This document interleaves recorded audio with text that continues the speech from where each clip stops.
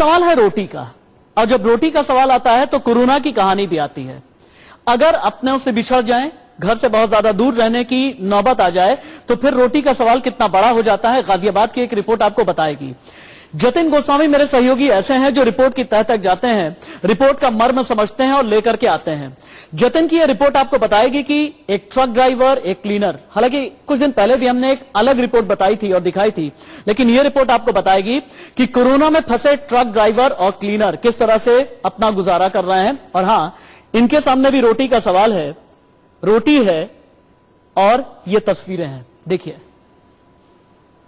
देश में कोरोना के महासंकट के बीच ऐसे तमाम कोरोना योद्धा हैं जो अपनी जान की परवाह किए बगैर निस्वार्थ कामों में लगे हुए हैं, और हमने आपको पुलिस कर्मियों, स्वास्थ्य कर्मियों आदि की कहानी लगातार दिखाई है, लेकिन ऐसे और कोरोना योद्धा हैं जिनकी कहानी आप तक पहुंचाना बहुत जरूरी है। उन्हीं में से ये ट्रक वाले भी हैं, ड्राइवर और हेल्पर्स। मैं गाजियाबाद में मौजूद हूं और यहां देखिए, ये ट्रांसपोर्ट एरिया है, यहां पर तमाम जो ट्रक्स हैं वो रुके हुए हैं, और इन्हीं से आपको बता दें कि जरूरी सामान जो है वो आपके घरों तक पहुंच रहा है, जरूरी सप्लाई जो है वो आपके घरों तक पहुंच रही है। और अगर ट्रक वाले कैसे अपना इंतजाम कर रहे हैं खाने पीने का, वो हम आपको दिखा देते हैं। देखिए, यहाँ ट्रक में ही रसोई बनाई गई है, क्योंकि ढाबे बंद हैं, कहीं पर खाने पीने की जो व्यवस्था है वो नहीं हो पा रही है, तो खाना खुद ही बनाना है। लेकिन क्योंकि ट्रक वाले हैं और रास्ते में चलते हैं, तो उनके पास रसोई तो मौजूद नहीं है, ऐसे में वो ट्रक में ही रसोई बनाकर यहाँ व्यवस्था करने में जुटे हुए हैं, क्योंकि पेट की आग बुझाना सबसे ज्यादा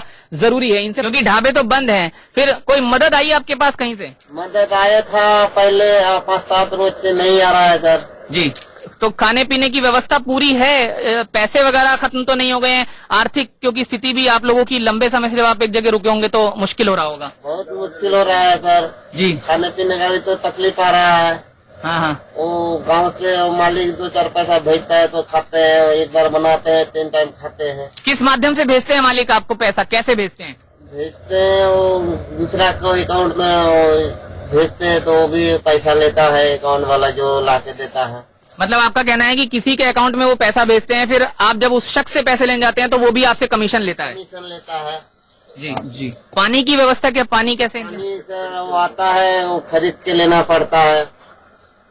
तो आप सुन सकते हैं कि ये कोरोना योद्धा हैं, इन तक हम इसलिए लाए क्योंकि इनकी व्यथा बतानी भी जरूरी है। एक एक तस्वीर हम दिखाने की यहाँ कोशिश कर रहे हैं। ये देखिए, यहाँ पर भी जो ट्रांसपोर्ट से जुड़े हुए कुछ लोग हैं वो किन हालातों में खाना बना रहे हैं। ये देखिए, कुछ लकड़ियां एकत्रित की गई हैं और उन लकड़ियों को जैसे तैसे जलाकर उस पर रोटी बना रहे हैं। ये व्यवस्था बहुत दुखद है, ये व्यवस्था निश्चित है आंसू ला देने वाली है आंखों में। आप क्या करते हैं, ट्रक चलाते हैं, क्या करते हैं? काम करते हैं, मतलब यहाँ ट्रांसपोर्ट में काम करते हैं? पल्लेदार है सर, पल्लेदार, दिहाड़ी लगाने वाले। अच्छा, दिहाड़ी मजदूर हैं ये। और ऐसी व्यवस्था कब से हुई? खाना ढाबा नहीं खुल रहा है क्योंकि कुछ भी सर, यहाँ भी कुछ नहीं मिल रहा खाने के लिए। कुछ नहीं। कैसे फिर खाना ऐसे ही बना रहे हैं? तो आप सुन सकते हैं, ये यहाँ लाने का मकसद हमारा यही था। ये वो दिहाड़ी मजदूर हैं जो ट्रकों पर काम करते हैं, सामान ढोते हैं, अपलोड अनलोड करते हैं, ये वो हैं। और यहाँ पर इनकी व्यवस्था आप देख सकते हैं कि किस तरह की है। यहाँ कुछ गाय हैं, इनसे दूध आदि मिल जाता है आपको? कुछ भी नहीं मिल रहा। ये गाय कैसे फिर यहाँ रखी है, पर कुछ नहीं देगी। इन गाय की व्यवस्था आप कर रहे हैं ना, रोटी खिला रहे हैं? कर रहे तो हमें।